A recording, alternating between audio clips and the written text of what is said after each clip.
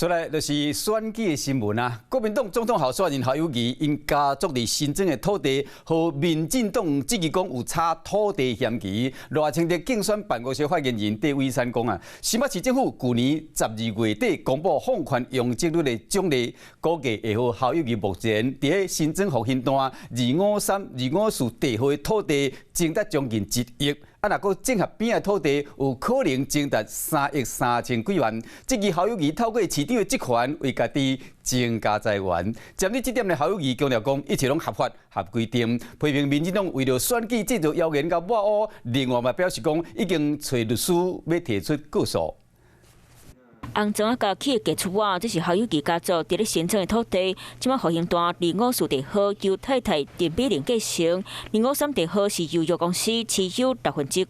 不过，这大片的土地，所扣民进党这期有伫咧插房地产。他家的2块土地，现在现行就可以增加1亿元的总销。你怎么可以利用自己的职权来为自家的土地增值牟利？根据大办的讲法，侯友宜原本伫咧253、254地号的土地，伫咧新北市去年12月26放领用这奖励，加上多间奖励免计用值，等于增加142.79倍，以周边行情1平70万计算，预估增达9995万。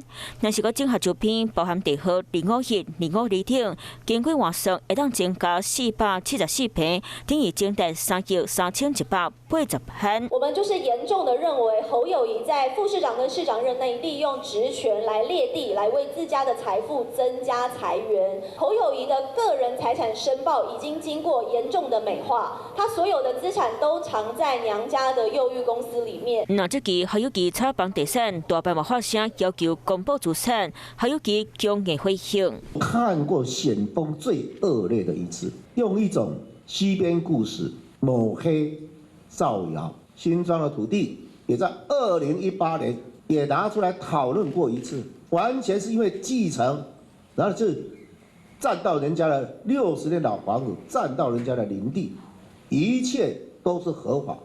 下午我已经要求律师提告，绝对不客气。除了搁一摆强调一切合法合规，侯友宜嘛起甲讲要提告，选战到上尾时刻，帮恶土地嘛成做每一党之间的攻防焦点。Hello， 我是林仙怡。想要抢先掌握最及时的新闻资讯吗？赶快订阅、按赞、开启小铃铛，锁定华视新闻 YouTube 频道。